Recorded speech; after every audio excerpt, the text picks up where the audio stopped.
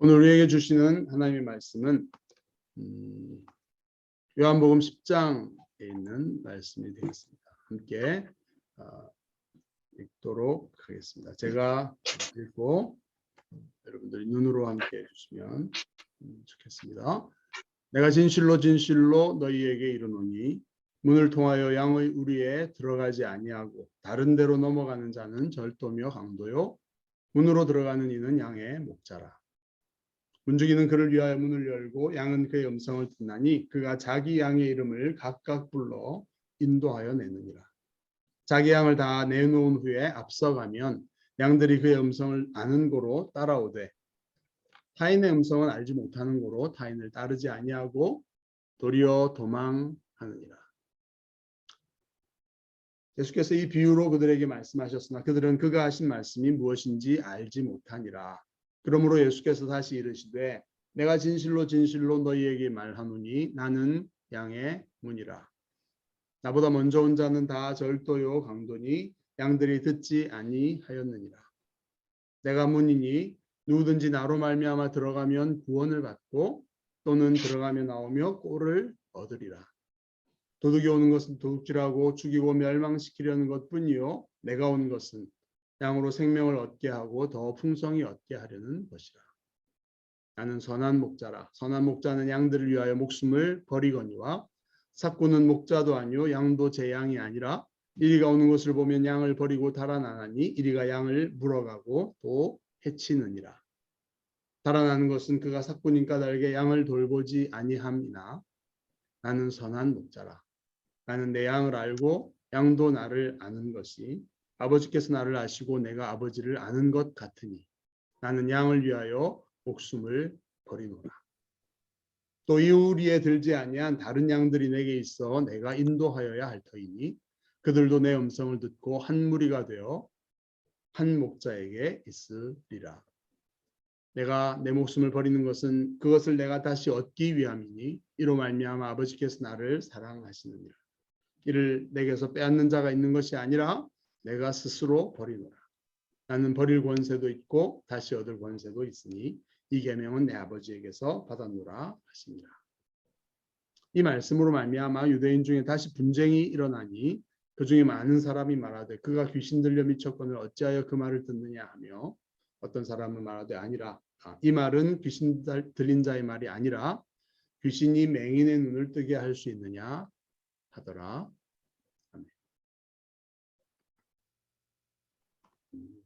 네, 오늘 목자와 양이라고 하는 주제의 제목을 가지고서 오늘 말씀을 상고하겠습니다. 잠깐 기도드리겠습니다. 하나님 아버지, 주님을 생각하고 주님께 마음의 찬양과 경배와 기도를 올려드린 저희들이 이제 주님께서 우리에게 하시는 말씀을 영으로 우리의 마음으로 중심으로 듣고자 합니다.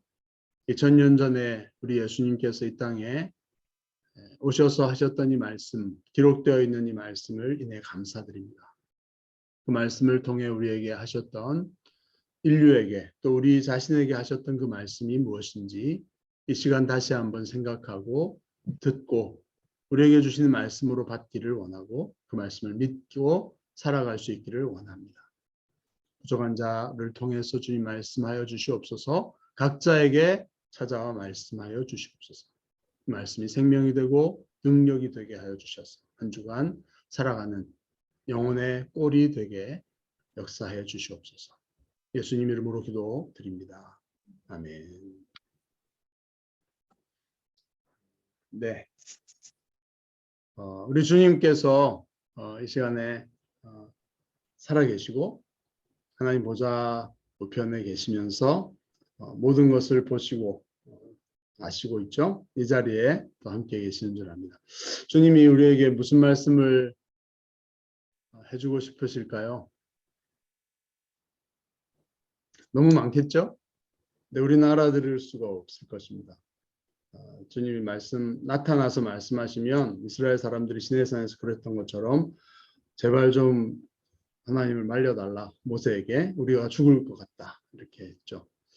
그래서 그렇게 하지 않으셨고 성탄을 기념하는 이제 12월인데 갓난아이가 되셔서 사람과 똑같은 모습으로 오셔서 사람과 같이 자라시고 사람들의 말로 우리에게 말씀하셨던 33년 이 땅에서 사시면서 하나님이 누구시고 하나님이 우리를 향해 가지신 뜻과 하고 싶은 말씀이 뭔지를 예수님께서 말씀해 주신 거죠. 그 말씀을 기록해 놓은 이 말씀을 우리가 하나하나 묵상하면 그 주님의 말씀은 변치 않습니다. 그렇죠? 그때는 이런 마음으로 말했다가 지금은 마음이 바뀌었어. 이런 일은 없습니다. 그래서 그 같은 주님께서 기록해 놓은 이 말씀을 통해서 우리에게 하시는 그 말씀은 똑같은 변함없는 말씀인데 오늘 그 말씀을 우리가 함께 묵상하면서 듣고자 하는 것입니다. 그런데 우리 마음대로 말씀을 해석할 수는 없죠. 주님이 다른 뜻으로 말했는데 우리가 우리 좋게만 해석하면 안 되기 때문에 그래서 말씀을 좀 잘 연구하고 묵상하고 생각할 필요가 있습니다. 이해할 필요가 있죠. 그렇게 텍스트 자체를 잘 이해한 다음에 그 당시의 컨텍스트 속에서 그 다음에 오늘의 컨텍스트로 가져와서 그 말씀의 뜻을 적용하면 거의 많은 틀리지 않게 우리에게 주신 말씀으로 받아도 되는 안전한 말씀이 될 수 있는데 그것을 잘 못하면 굉장히 오해할 수 있는 하나님이 나 그렇게 말한 적 없어 이렇게 할 수 있는 가능성이 있기도 하죠. 왜냐하면 2000년 전 아니면 3500년 전에 기록된 책이기 때문에 성경이 그렇습니다. 오늘 이 말씀 한번 볼게요. 예수님께서 오늘 말씀해 보니까 어떤 비유를 말씀하고 계세요. 장소는 예루살렘 성전이고 상황은 언제죠? 네. 나면서부터 맹인 보지 못하는 사람을 고쳐주셔가지고 막 예루살렘이 들썩들썩했죠. 어떻게 이런 일이 이 사람은 어떻게 된 거냐 이렇게 조사도 몇 번씩 하고 결국 그 사람이 예수님을 선지자로 하나님이 보내신 자로 인정하면서 종교 지도자들에게 쫓겨나는 출교당하는 사건이 벌어진 그 직후에 예수님께서 아마 그 자리에서 많은 사람들 앞에서 이 비유를 얘기를 갑자기 하기 시작한 거죠. 그 배경을 좀 생각하면서 주님이 무슨 뜻으로 이런 얘기를 하셨을까? 이 비유를 말씀하셨을까? 갑자기 문을 통하여 양의 우리로 들어가지 않고 다른 데로 넘어가는 자는 절도며 강도다. 문으로 들어가는 자가 양의 목자다. 이렇게 절도와 강도와 양의 목자 얘기를 탁 꺼내시는 거예요. 예수님의 마음속에 어떤 생각이 있었을까요? 이 얘기를 하시는. 대조해서 말하고 있죠. 절도와 강도는 양치기 들판에서 양을 이렇게 하다가 밤새도록 들판에만 있으면 위험하니까 저녁이 되고 어두워지면 양이 우리에 끌어다가 우리는 집이 있는 마을일 수도 있고 아니면 저기 산이나 들판 쪽에 임시로 아니면 나무를 이렇게 지어놓은 우리간일 수도 있습니다. 그렇죠? 그런 곳에다가 이제 양들을 집어넣고 있는데 거기에 문으로 들어가지 않고 다른 데로 우리간이 있는데 막 담을 넘어서 들어가는 자가 있으면 그 사람의 정체는 절도, 도둑놈, 도둑질하는 사람 아니면 강도, 무기를 들고 가서 억지로 뺏는 거죠. 같은 비슷한 건데 방법에 따라 좀 다르게 부르죠. 몰래 훔쳐오면 도둑이고 위협해가지고 무기나 이렇게 해서 힘으로 뺏으면 강도 이렇게 되는 건데 똑같죠. 어쨌든 그런 양의 우리에 침범하는 절도나 강도 같은 사람이 부류가 있고 그러나 문으로 정상적으로 들어가는 사람은 그 양들의 목자다. 이 비유를 얘기하시는 거예요. 그래서 그 장면을 생각해 보십시오. 문지기는 아이덴티티가 확실한 사람이니까 알고 있는 사람이니까 문을 열어주고 목자는 들어가서 양들이 이 목자의 음성을 듣고 좀 반가워하는 하는 그 장면을 생각해 보세요. 그가 자기 양의 이름을 각각 불러서 인도하여 낸다. 자기 양이라는 표현이 강조되어 있고 각각 부른다 이것이 좀 강조되어 있죠.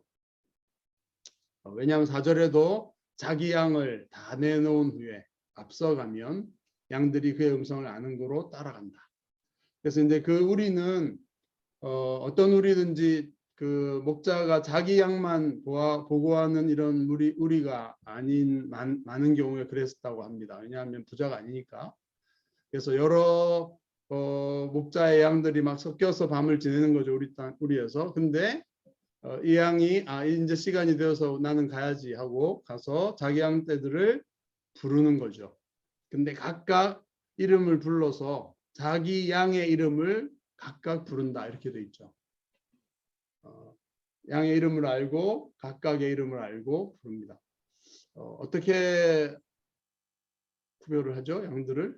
여러분 제가 주중에 봤는데요. 우리나라의 그 한국 호랑이가 다둥이를 낳아서 5마리를 한꺼번에 낳았어요. 굉장히 역사적인 일인데 뭐 2마리 보통 낳고 이런데 한꺼번에 5마리를 낳았는데 그래서 그 사육하는 사람들을 나와서 이렇게 얘기하는 걸 들은 기회가 있었는데 어떻게 5마리를 구분하냐. 되게 귀여워요. 호랑이인데 새끼들인데 다 똑같이 생겼어. 근데 그 사람들은 알더라고요. 그러면서 뭐 이름도 다 있는데 특징들이 다 다르대요. 무늬가 호랑이 무늬가 눈썹에 무슨 V자로 되어 있는 것도 있고 동그라미 V 이런 것도 있고 하여튼 부위에 다른 것을 봐서 걔가 누군지 알고 걔 이름을 부르고 이렇게 한다는 거예요. 5마리 정도도 그렇게 헷갈리는데 이 양들은 뭐 몇십 마리일지 모르죠. 근데 목자는 다 안다는 거죠. 자기 양이 어떤 양인지 알고 이름도 부르는 거죠. 딱 보면 제가 내 양이고 이름이 뭐다 이걸 알고 부르면 또 양들도 목자의 음성을 아니까 듣고 졸졸졸 따라간다 이런 얘기입니다. 이제 있을 법한 얘기들이죠. 그 사람들은 익숙한 얘기들입니다. 목자. 그러나 타인의 음성은 알지 못하기 때문에 따르지 않고 도리어 도망간다. 여기서 이제 대조가 계속되고 있죠. 절도나 강도도 나오고 타인, 다른 목자도 나오죠. 그래서 다른 목자가 암만 불러도 이름을 정확하게 불러도 목소리가 일치하지 않으므로 안 따라가는 이런 일들을 일어나고 있다. 이 얘기를 비유로 하시는 거죠. 예수님이 뭔 얘기를 하고 싶어서 이 얘기를 갑자기 하셨을까요?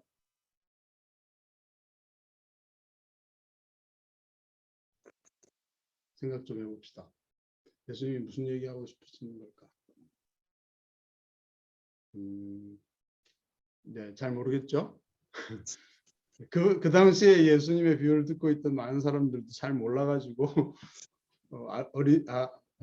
아리송 무슨 얘기를 하시려고 하나 이렇게 예수님께서 그래서 다시 얘기를 꺼내셨죠.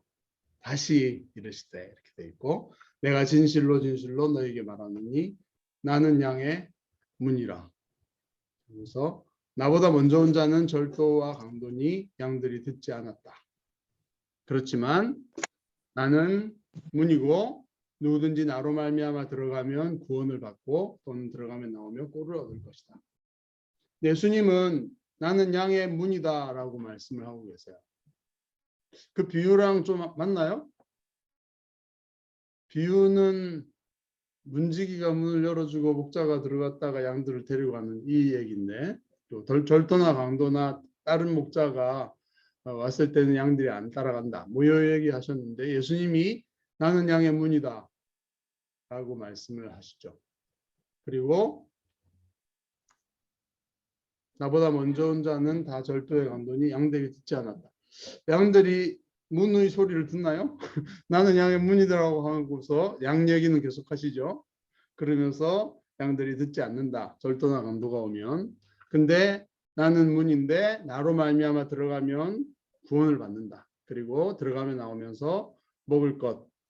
꼴이라는 말은 양들이 먹는 거니까요. 양들의 비유가 계속되고 있는데 거기서 양들이 이 문으로 들어가면 많은 것을 먹고 구원을 받고 여기서 구원은 보호받는 거죠. 문 안에서. 그리고 먹을 것도 많이 얻는. 예수님이 양의 문이라고 하십니다. 물론 11절에 가면 나는 선한 목자다. 이 목자가 나오죠. 근데 여기서는 문이라고 표현하시죠. 예수님이 자기가 하신 비유를 좀 정확하게 해석하지 못하시는 건가? 왜 갑자기 문이 나오지? 이렇게 생각할 수도 있는데 비율을 너무 이렇게 계산적으로 논리적으로 너무 철저하게 맞춰서 풀려고 할 필요는 없습니다. 그 비율을 통해서 하고자 하는 얘기가 뭔지를 알아듣는 게 중요하죠. 예수님은 이 우리의 양떼를 끌고 와서 또 밤을 지내고 양떼를 끌고 가는 이 목자의 장면, 이 비유를, 이 이미지를 얘기해 주시면서 예수님 자신이 누구인가를 그 사람들에게 얘기해 주고 싶으신 거죠. 근데 첫 번째는 나는 양의 문이다 라는 얘기를 하십니다. 양의 문, 양들이 들어왔다 나갔다 할 수 있는 문. 그리고 그것으로 문으로 들어가면 구원과 꼴이 있는 그런 문. 예수님이 정말 하고 싶었던 내가 문이다 이 얘기는 뭘까요? 나를 통해 들어가야 된다 이런 거죠. 문을 통해 들어가야 돼. 양들도 우리로 넘어가면 넘어가지도 못하겠지만 좀 이상한 거죠. 문으로 들어가야 되죠. 문이 있고 우리가 있는 것이죠. 예수님 자신이 문이라는 것은 구원으로 들어가는, 통과해 들어가는 예수님 통해서만 우리로 들어갈 수 있다. 양들 입장에서. 나중에 14장에 가면 내가 곧 길이요 진리요 생명이다. 나로 말미암지 않고는 하나님께로 갈 길이 없다. 이 얘기랑 연결이 되는, 내가 양의 문이라는 얘기는 이제 비유니까 양들의 입장에서 문을 통과해야 되는 것처럼 실체는 예수님이 아니면 참된 구원과 안식과 쉼과 꼴을 먹을 수 있는 곳으로 갈 수 있는 것이 없다. 이 얘기를 말씀하시는 거죠. 근데 계속해서 대조되는 것은 나오죠. 양의 문이든 목자든 간에 도둑이 나오고 절도와 강도가 나오죠. 도둑이 오는 것은 이렇게 하면서 도둑이 오는 목적은 죽이고 멸망시키려는 것이지만 내가 온 것은 양으로 생명을 얻게 하고 더 풍성히 얻게 하려는 것이다. 그래서 의도와 목적이 절도나 도둑과는 전혀 다르다는 것. 예수님이 문이라고 비유로 표현을 하셨지만 실제는 하고 싶은 얘기는 내가 와서 양들을 정말 생명을 얻게 하고 하늘의 생명, 영생을 얻게 하고 그 생명을 풍성하게 얻고 누리게 하는, 이게 이제 하고 싶었던 얘기죠. 양의 비유는 양들의 입장에서 문으로 들어가서 안전함과 먹을 것을 얻고 이렇게 생명을 보호하는 이런 구원이라면 실제는 예수님이 양의 문처럼 영생을 주기 위해서 오셨고, 그러나 대조적으로 도둑과 강도들이 있다. 이 얘기죠. 어디에 초점이 있는 걸까요? 이 절도와 강도는 누구를 말하는 걸까요? 그 컨텍스트에서 한번 생각해 봅시다. 그리고 연결되어 있는 것 같죠? 그 얘기를 하고 싶은 것 같습니다. 계속 도둑과 절도 얘기를 대조적으로 하고 계시니까 11절에 보면 나는 선한 목자다. Good shepherd, good이라는 말이 나오는데 이것은 뭐 마음씨 착한 이런 것보다는 뭐 진짜 목자, 양떼들에게 진짜 목자의 마음을 가지고 그들을 케어하고 그들을 인도하고 그들을 복되게 하려는 진짜 목자다. 이 말이고요. 그 진짜 목자의 한 가지 표징은 양들을 위해 목숨을 버리려는 마음이 있느냐이다. 이렇게 말씀합니다. 거기에 대조되는 자는 삭군이죠. 진짜 목자가 아닌 가짜 목자죠. 삭슬 받고 자기 소유가 아니죠. 삭슬 받고 일시적으로 양을 좀 돌봐주는 사람, 주인이 좀 무슨 일이 생겨서 며칠 떠나야 되니까 내가 일당 쳐줄 테니까 며칠 좀 돌봐달라, 이런 경우에 삭군이죠. 삭슬 받고 역할을 해주는.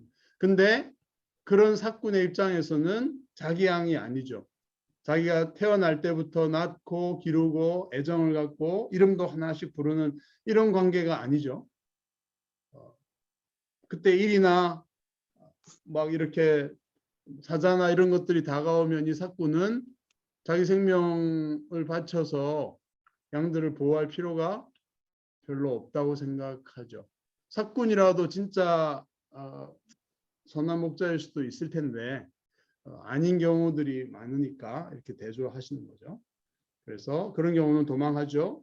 자기 생명을 위협을 무릅쓰면서까지 양떼들을 보호하고 싸워서 지키고 그 생명을 정말 귀하게 이렇게 지켜줄 그런 사건은 별로 없다는 것이죠. 그렇지만 그렇게 되면 일가 양을 물어가고 해치고 막 이런 손실이 크죠. 그렇지만 선한 진짜 목자는 그렇게 하지 않죠. 자기 목숨을, 그래서 앞에 있는 이 양들을 위해 목숨을 버린다는 것은 이 목자가, 진짜 목자가 이런 위기 상황이 왔을 때, 공격하는 이리들을 만났을 때 어떻게 하느냐. 자기 목숨을 위협을 무릅쓰면서까지 싸우고 목숨을 내어주는 그런 역할을 하는 것이 진짜 선한 목자다, 이런 얘기를 하는 것이고, 이것도 하나의 이미지죠. 그림이죠. 근데 그 다음에 14절부터는 진짜 선한 목자로서의 모습을 얘기하시는 거죠. 나는 내 양을 알고 양도 나를 안다. 그리고 그것은 아버지께서 나를 아시고 내가 아버지를 아는 것과 같은 것인데 나는 양을 위하여 목숨을 버린다. 아버지가 등장하면서 이 비유는 이제 실제로 예수님께서 뭔가 하고 싶었던 얘기 해석으로 넘어간다는 것을 알 수 있죠. 아버지께서 나를 아는 것처럼 내가 아버지를 알고 그런 것처럼 그런 관계, 아는 관계처럼 선한 목자는 내 양을 알고 양도 나를 안다. 얘기를 하시는 것입니다. 그리고 그 양을 위해서 나는 목숨을 버리겠다. 이 비유에서 실제로 넘어오고 있는 것입니다. 무슨 얘기일까요?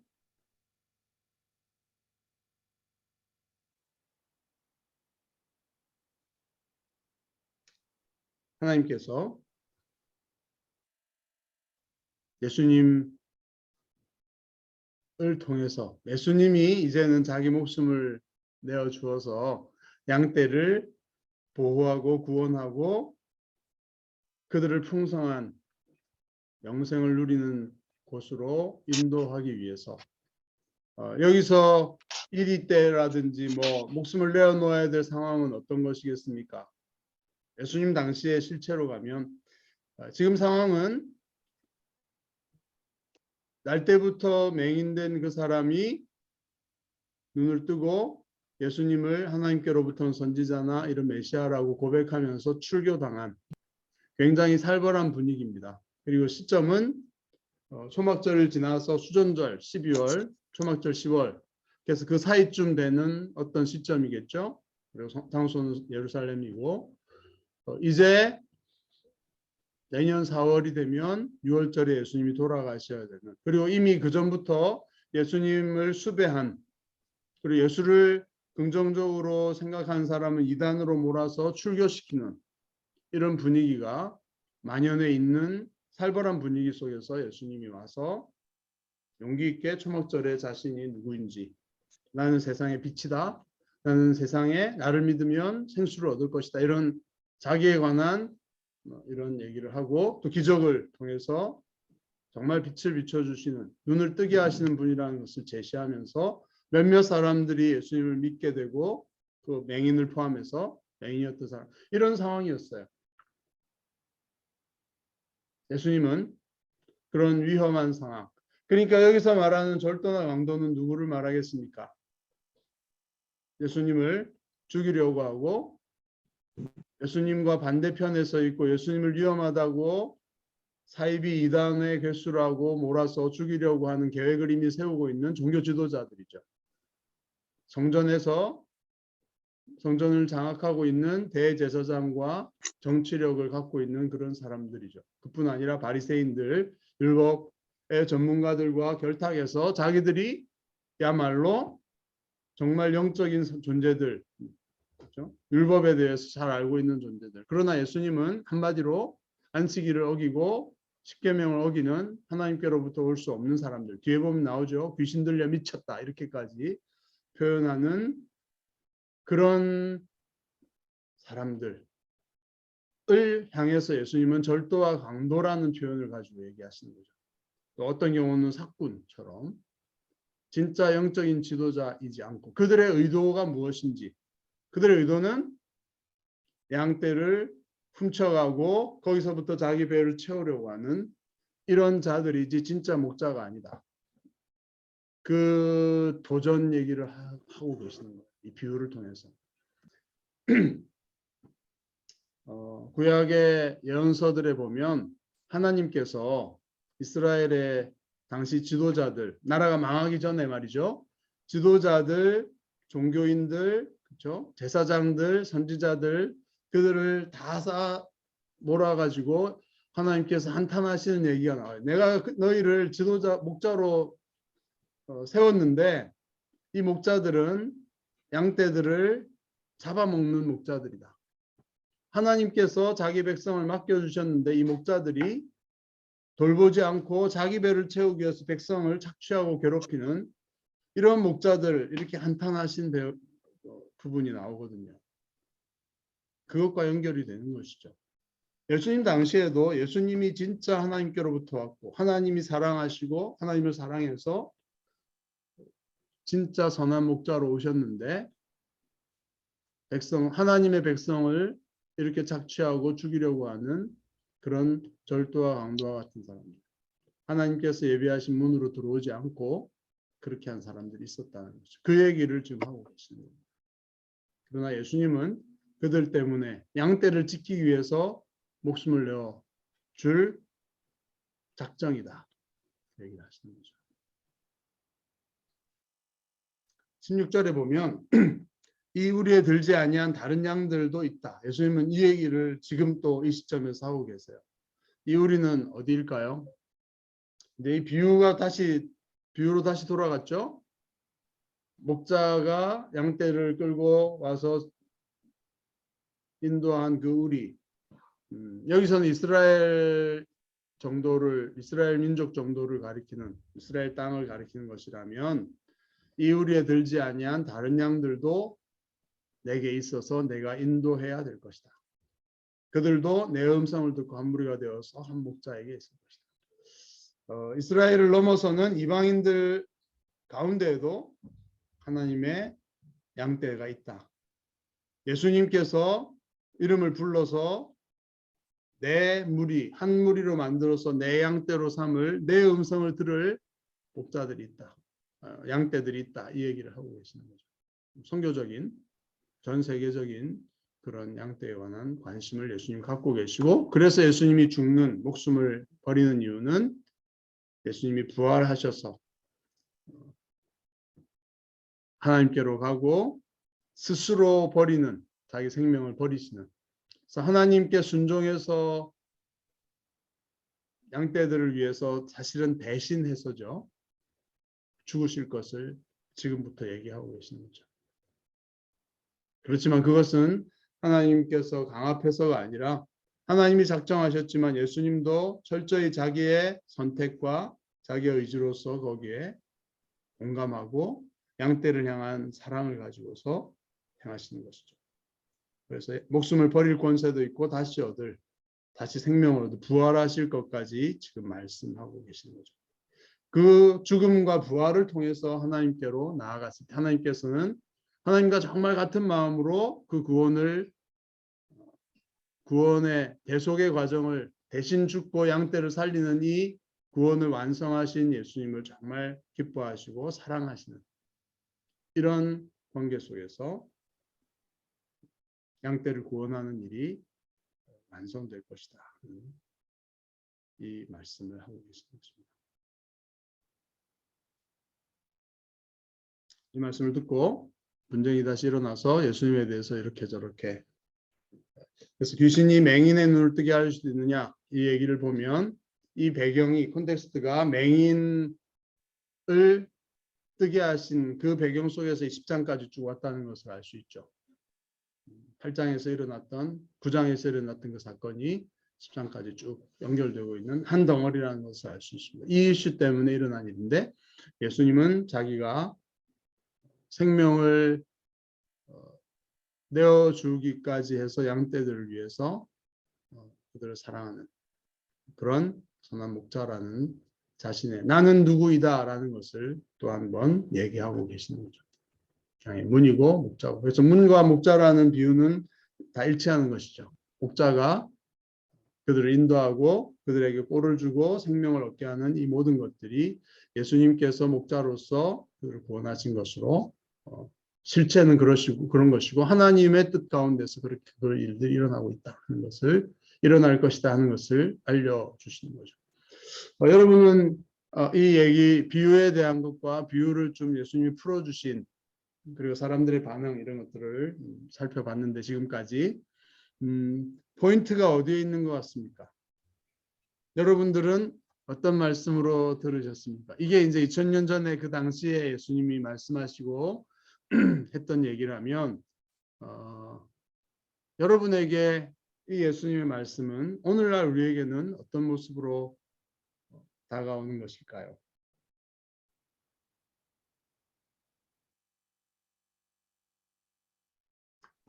우리와 직접적으로 관련되는 구절이 하나 있죠. 16절 아니겠어요? 이 우리에 들지 아니한 당시 예수님께서 생각하셨던 그 우리에 들지 아니한 양들이 있고 그들을 내가 인도할 것이다. 그들도 내 음성을 듣고 한 무리가 되어 한 목자에게 있는 한 양이 될 것이다. 근데 그것이 공간적으로 당시에는 이스라엘 밖에 그래서 이제 20, 30년 후에는 바울이라는 사람이 나타나가지고요.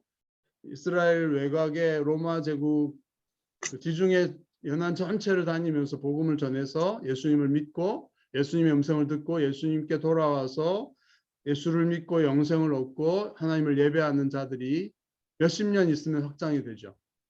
근데 그뿐 아니라 그로부터 쭉 퍼져간 말씀이 2000년 후에 오늘날 우리에게까지 왔고 여기에는 우리도 포함이 되죠. 근데 중요한 것은요.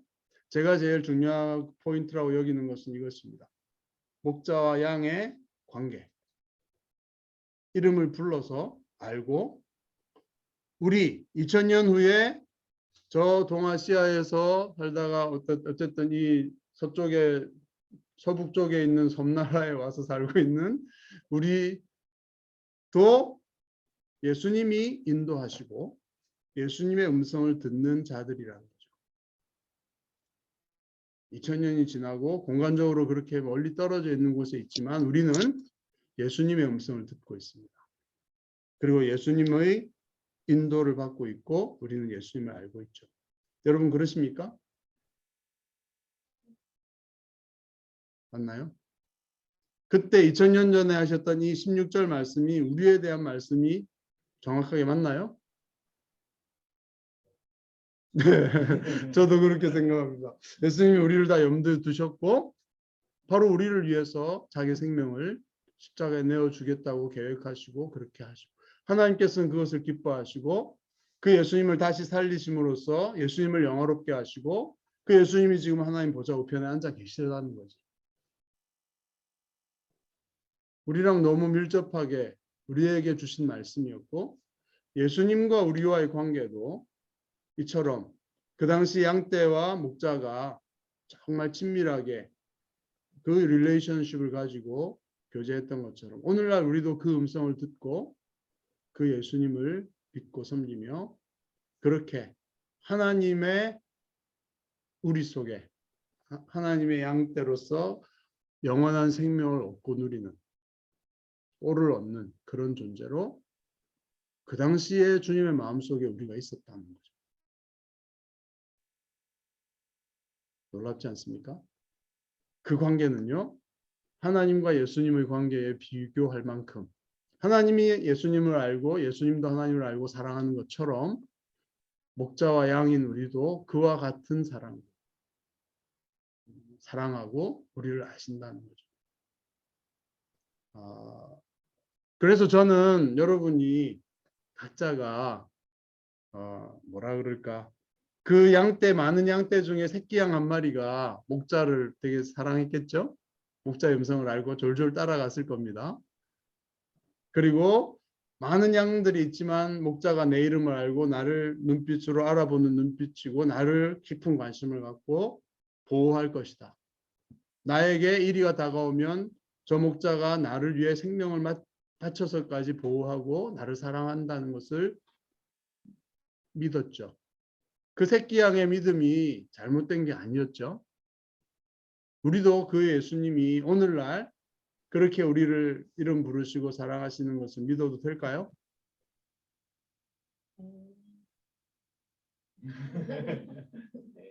그게 사실이라면 놀랍지 않나요? 이 세상에 예수 믿는 사람이 역사적으로 2000년 동안 뭐 몇십억 됐을 수 있는데 그럼에도 불구하고 예수님은 나를 아시고 나를 그렇게 사랑하시고 내가 세상에 혼자 있었어도 나를 위해서 십자가에서 대신 죽으실 정도로 나를 그렇게 사랑하신다. 제가 너무 과장했나요? 우리 자신을 너무 과대평가하는 그런 해석을 하고 있나요? 그렇지 않죠. 여러분, 내가 별거 아닌 것 같고 결점도 많고 내가 봐도 내가 마음에 안 드는 데가 많아. 그렇지만 우리 예수님은 양 한 마리 이름을 부르시고 그를 위해서 목숨을 버리겠다고 하시는 선한 목자시라는 얘기를 하고 계신 거예요. 오늘날 우리에게, 바로 나에게.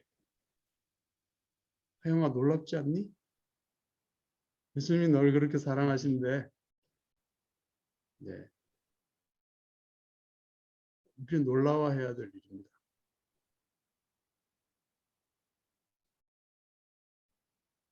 또 한 가지는 그 일을 제자들에게 이 말씀을 제자들도 듣고 있었죠. 제자들에게 이야기하면서 내 음성을 들을 우리의 밖에 있는 자들 양들이 있다. 이 얘기는 제자들을 통해서 주님의 음성을 듣게 하겠다는 이 의도를 가지고 제자들에게 뭔가 계획을 약간 보여주시는 이런 측면이 있죠. 오늘 우리 유물전 쉼터교회로 모인 우리에게도 주님께서는 이 말씀을 통해서 뭔가 우리를 향해 기대하시는 바를, 특히 예수님이 베드로서에 보면 자신이 목자장이다 하시고 내가 구름을 타고 재림하였을 때에 많은 목자들이 목자장인 주님의 뜻을 받들어서 같은 목적으로 부름받은 소명을 가진 자들이 그 역할을 하고 있는데 베드로가 자신도 예수님 앞에서 목자로서 목자장 앞에서 충성할 것이다. 이런 얘기들 하고 있거든요. 목자로서 부름받은 장로들에게 권면하고 있습니다.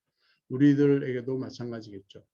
이 목사님과 제가 그 중심 인물이 되겠지만 어쨌든 우리 모두가 주님의 이 목적을 따라서 우리의 들지 아니한 자들을 우리를 통해 우리가 전하는 복음을 통해서 주의 음성을 듣고 주님의 사랑을 알고 그 주님의 눈빛으로 우리가 사람들을 바라봐야 되죠. 목자장이신 주님의 마음을 가지고 목자의 마음으로 그들을 대하고 섬길 때에 그들이 우리를 통해서 주님의 음성을 듣고 주님의 뒤를 따라서 하나님의 나라에 들어갈 수 있는 그 일이 지금 일어나고 있다는 사실도 사실은 놀랍습니다. 성경 2000년 전에 기록된 죽은 성경이 아니라 지금 우리에게도 생생하게 하나님의 목적과 뜻이 이루어지고 있는 그것이 기록되어 있는 살아있는 말씀이라는 차원에서 우리 쉼터교회가 이 뉴몰든 하이스트릿에서 우리 밖에 있는 많은 양들 춥고 아파하고 방황하고